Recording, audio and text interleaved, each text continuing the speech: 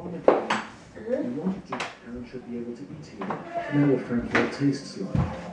Back in early 2011, when production started, there was only the Canon 5D Mark II and an aperture below millimeter for most interviews. Am Hafen, also als dieser Hafen entstanden ist. Right here, Technical aspects.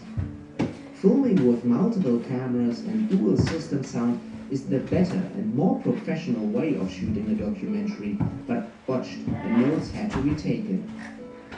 The hardest part was to post-production took place